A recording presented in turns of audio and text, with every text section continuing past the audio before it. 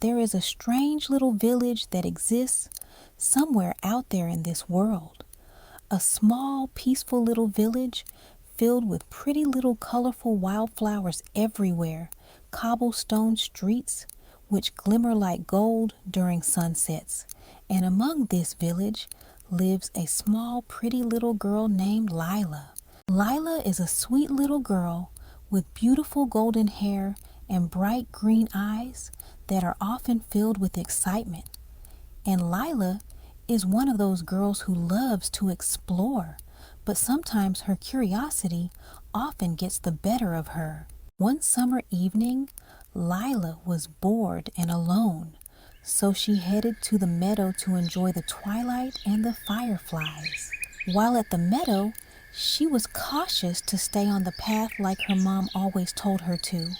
But then, all of a sudden, out of the corner of her eye, she noticed something glowing and moving.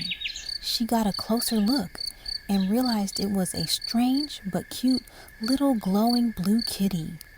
She was startled at first. She never seen anything like it, but she couldn't resist because it was really cute. She just had to say hi, but it saw her and ran away. Lila followed the strange but cute kitty past the big ancient oak tree and the stone fence which she had never crossed over before.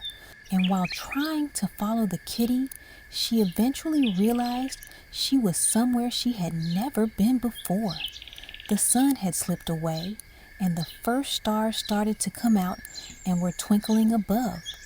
The meadow looked different in the dark, and Lila's brave little heart began to feel alone and a little bit scared. Her heart beated faster. She whispered to herself, "I think I'm lost." And then she saw out of the corner of her eye a wisp of soft golden light dancing through the trees.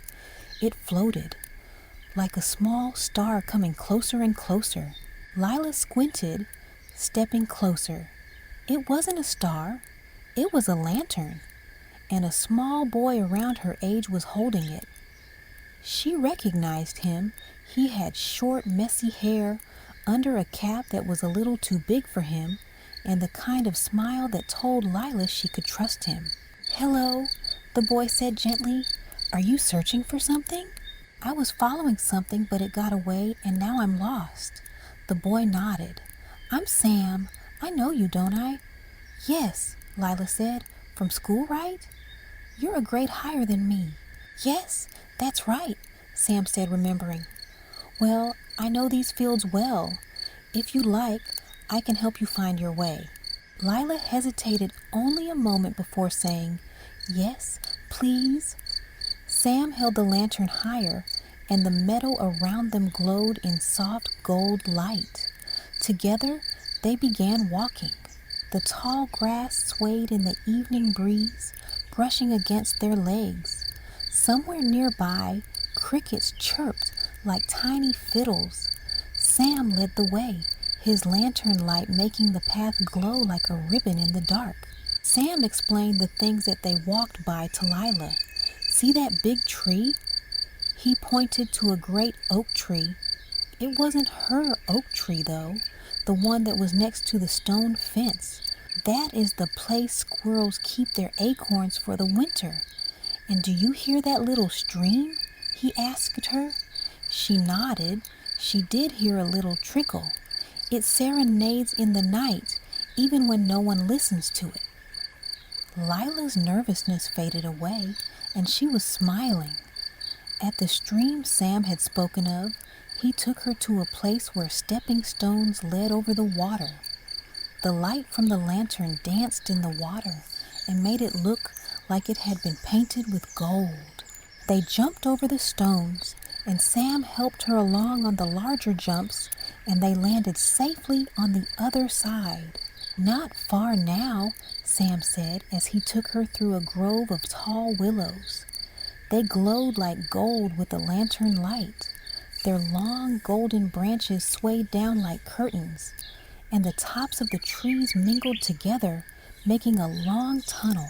Lila saw a few fireflies that blinked lazily at her in the dark. Sam said to her, "I love this place. I come here when I'm upset at the world.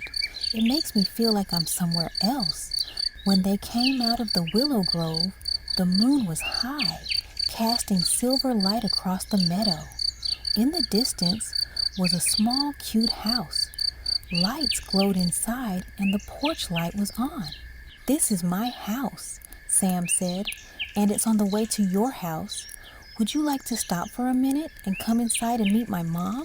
I would like to let her know that I'm okay." "Okay," she said, getting a little nervous again. "It's okay, and we'll only stay a few minutes." They walked up the steps and went inside. Lila gasped at what she saw.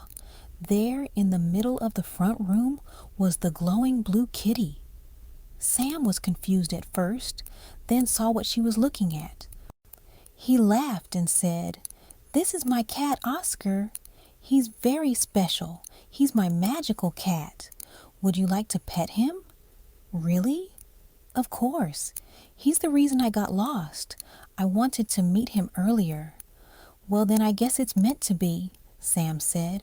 She walked slowly to Oscar, and Oscar purred and let Lila pet him, glowing bluer as she pet him. "Thank you for letting me pet him," she said. "Of course, and you can come back and visit any time you like." Lila met Sam's mom, and she gave them some tea before they continued on the path to her house. She thanked his mother and said goodbye to Oscar, and they headed out for her home. Behind Sam's house was a little hill. He took her to it, and they climbed over the hill, the grass whispering under their feet. At the top, Lila looked down. From there, she could see their whole town, the rooftops, the little lamplights in windows, and the winding roads. Somewhere in that glow was her home. Sam pointed to the left. "Do you see that little bridge? Your house is near there, isn't it?" "Yes." Lila's voice raised with relief. "That's it." Sam smiled at her as they walked down the hill and took the trail to reach the bridge.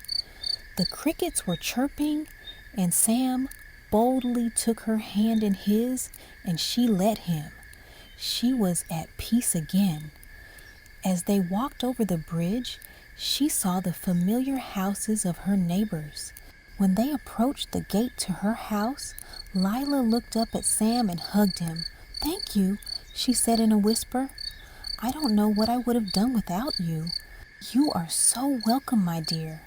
I was wondering if we could be friends now and go exploring together, if you'd like that," he said.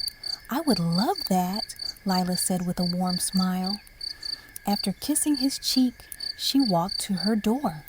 "See you at school tomorrow?" she asked him as she turned around. "Indeed. See you tomorrow." "Good night," Sam said. "Good night," Lila replied back. With that, he tipped his hat, turned, and started his walk back towards the hill to his house. She watched his lantern light slowly fade away into the night. Lila entered her house, where her mother greeted her with a hug. Later, while in bed, her heart swelled as she pictured him, Sam, and their magical walk together. She drifted off to sleep with a smile on her face, happy that she had made a new friend and couldn't wait to see him again. With him in her life now, she wouldn't be bored and lonely again. Thank you for watching. Please like and subscribe for more bedtime stories. Good night.